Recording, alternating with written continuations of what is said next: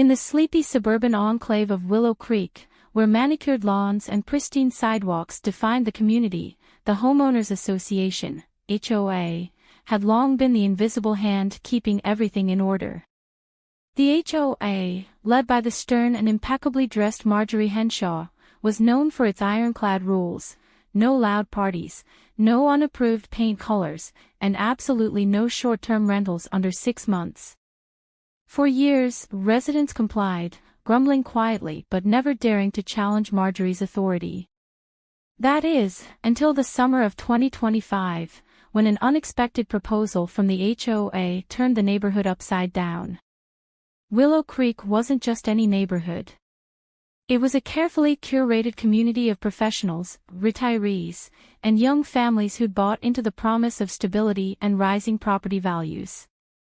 The HOA fees were steep, $400 a month, but residents paid them willingly, trusting that Marjorie and her board would protect their investment. Among the residents was Jake Harper, a 32-year-old freelance graphic designer who'd inherited his late grandmother's modest 2-bedroom bungalow on Elm Street.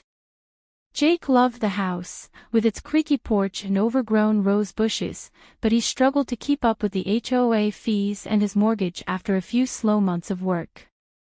Renting out a room seemed like the perfect solution, until the HOA's 6-month rental cutoff dashed his hopes. The conflict, a desperate plea meets a bizarre offer. It all started in early March 2025, when Jake, facing a looming mortgage payment, posted an ad on a local Facebook group: room for rent, $800 per month, month-to-month lease, quiet neighborhood. Within hours, he had 3 inquiries. Excited, he scheduled a viewing with a prospective tenant, a grad student named Lisa. But before Lisa could even step foot in the house, Jake received a curt email from Marjorie Henshaw herself. "Mr. Harper," the email began, "it has come to our attention that you are attempting to violate Section 14.2 of the Willow Creek HOA bylaws, which prohibits rentals with lease terms shorter than 6 months. Cease this activity immediately, or face a $500 fine and potential legal action." Jake was stunned. He'd skimmed the bylaws when he moved in 2 years ago, but the 6-month rule hadn't registered. He called his friend Mike, a real estate agent, who confirmed the bad news: HOAs can set whatever rental restrictions they want, man. It's in the covenants. You're stuck unless you can find a tenant willing to sign for 6 months up front. Desperate, Jake fired off a polite but pleading email to Marjorie, explaining his financial bind and asking for an exception. "I'm not trying to turn this into a party house," he wrote. "I just need a little help covering the bills. Can we work something out?" He hit send and waited, hoping for mercy. 2 days later, on March 24, 2025, Jake got a response, but it wasn't what he expected. Marjorie requested a private meeting at her pristine colonial-style home on Oak Avenue, the unofficial headquarters of the HOA. Nervous but hopeful, Jake arrived at 7 p.m., clutching a folder with his financial records to bolster his case. Marjorie greeted him at the door, her silver hair pulled into a tight bun, her lips pursed in a thin line. "Come in, Mr. Harper," she said, ushering him into a living room that smelled faintly of lavender and mothballs. The furniture was antique, the walls adorned with framed photos of past HOA boards.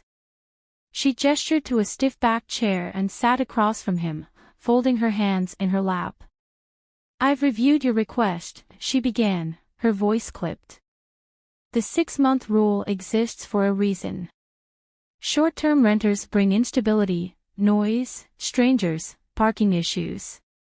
We can't have that in Willow Creek." However, she paused, her eyes narrowing slightly. "I'm willing to consider a compromise." Jake leaned forward, relieved. "Thank you, Mrs. Henshaw. I'd really appreciate any flexibility." "Not so fast," she interrupted, raising a hand. "This isn't about money or rules. It's about mutual benefit." She leaned in closer, her voice dropping to a conspiratorial whisper. I'll waive the 6-month restriction and let you rent out your room however you like. No fines, no hassle. In exchange, I'd like you to spend some time with me. Jake blinked, unsure he'd heard correctly. Spend time with you? Like, helping with yard work or something? Marjorie's lips curled into a faint, unsettling smile. Not quite. Let's just say I've been widowed for 8 years, and I'm tired of the loneliness. You're a young, single man. I think we could come to an arrangement that satisfies us both. The room went silent except for the faint ticking of a grandfather clock in the corner. Jake's stomach churned as the implication sank in. Marjorie Henshaw, the 63-year-old HOA president, was propositioning him sex for a rent cutoff waiver. He stammered, I don't think that's. I mean, I'm flattered, but. Don't be coy, she snapped, her tone sharpening. This is a practical solution. You get your money, I get companionship. No one needs to know. Refuse, and I'll enforce the bylaws to the letter. You'll be fined, and if you can't pay, we'll lien your house. Your choice. The fallout, a neighborhood in uproar. Jake stumbled out of Marjorie's house, his mind reeling. He drove home in a daze, replaying the conversation.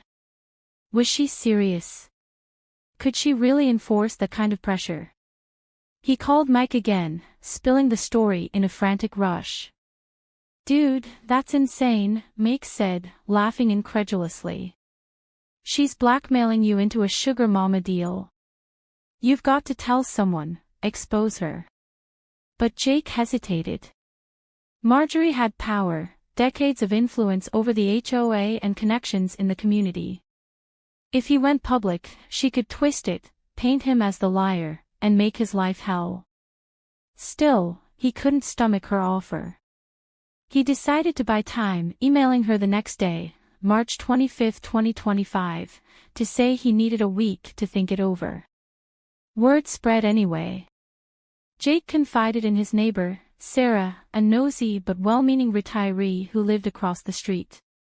Sarah, unable to resist a juicy scandal, told her book club, and by the weekend, whispers of Marjorie's indecent proposal were circulating through Willow Creek. Residents were divided. Some thought it was a hilarious urban legend, others were outraged that their HOA president might be abusing her authority. On March 30, 2025, the HOA held its monthly meeting at the community center. Jake didn't attend, he was too mortified, but Sarah did, armed with a printed copy of his email exchange with Marjorie, minus the explicit offer, which Jake had wisely kept verbal. She stood up during the open forum, waving the papers. We deserve to know if our president is bullying residents into breaking the rules, or worse, she declared. Marjorie, presiding at the head of the room, turned beet red. This is preposterous, she sputtered. Mr. Harper is a troublemaker trying to skirt our bylaws. I offered him leniency out of kindness, and he's twisted it into slander. The room erupted. Some shouted support for Marjorie, citing her years of service, others demanded an investigation. Tom Rivera, a lawyer who'd moved in 6 months earlier, volunteered to review the HOA records and bylaws for any irregularities. If there's coercion happening, we need transparency, he said calmly, earning nods from the crowd. The resolution, karma catches up. Over the next week, Tom dug into the HOA's finances and meeting minutes, uncovering a pattern. Marjorie had granted exceptions to select residents over the years, waiving fines or approving unorthodox requests, often followed by vague notations about personal agreements. No one had hard proof of misconduct, but the optics were damning. Meanwhile, Jake's story gained traction online after an anonymous resident posted it to a neighborhood subreddit, titled HOA Prez Offers Sex for Rent Break, Willow Creek Gone Wild. The post went viral, racking up thousands of upvotes and comments by April 5, 2025. The pressure mounted. On April 10, 2025, Marjorie resigned, citing health reasons, in a terse letter emailed to all residents. Her departure didn't end the 6-month rental rule. It was still in the bylaws, but the new interim president, Tom, promised a vote to amend it at the next meeting. "We're not here to dictate your personal lives," he said at a packed follow-up meeting on April 15. "Let's find a balance." Jake never rented out his room. The ordeal left him too paranoid about HOA retaliation, and he started picking up extra freelance gigs instead. But he became a reluctant hero in Willow Creek, the guy who'd accidentally toppled a tyrant. Marjorie moved away by May, selling her house to a young couple who promptly painted it a garish yellow, unapproved, of course, but no one cared anymore. Epilogue: Lessons in Power and Property. By late 2025, Willow Creek was a changed place. The HOA relaxed its iron grip, and residents began to see their homes as more than just investments. They were places to live, not just obey. Jake's story lingered as a cautionary tale about power unchecked and the absurdity of HOA overreach. And somewhere, in a new town, Marjorie Henshaw likely scowled at the memory of the neighborhood that dared to defy her. For Jake, it was a wild 6 weeks he'd never forget, and a reminder that sometimes, the most outrageous battles are fought over the smallest stakes.